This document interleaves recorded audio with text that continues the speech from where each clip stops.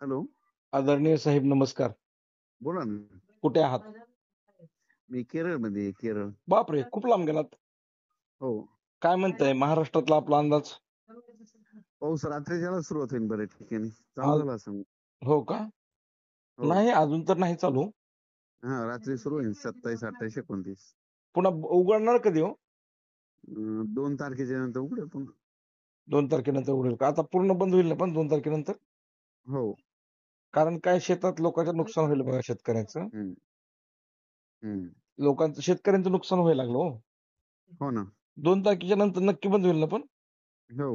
शेतकऱ्याला आवाहन करा ना मग 2 तारखेनंतर हे करा. माझ्या हं. ह्याच्यावर करा ना म्हणजे माझे लाखो करोडो भक्त आहेत त्यांच्यामध्ये पण मेसेज बरोबर. करा. डिसेंबर 2025. हां, हां, हां. राज्यातल्या शेतकऱ्याला सांगू इच्छितो, की मी म्हटलं ना 27 ला विदर्भात पाऊस सुरू होईल, तर आज चालू झाला असेल.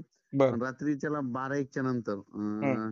म्हणजे राज्यामध्ये ठिकठिकाणी पाऊस सुरू होईल.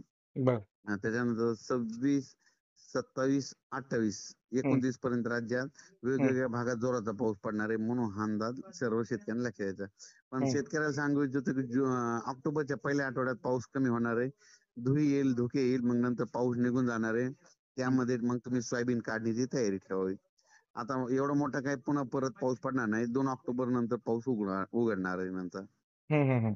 माझ्या भक्तांना पण असं आव्हान आहे, की आदरणीय पंजाबरावजी जग साहेबांनी जो निर्णय सांगितलेला आहे, तो आत्तापर्यंत तंतोतंत खरा ठरतो आणि तो योग्य राहील.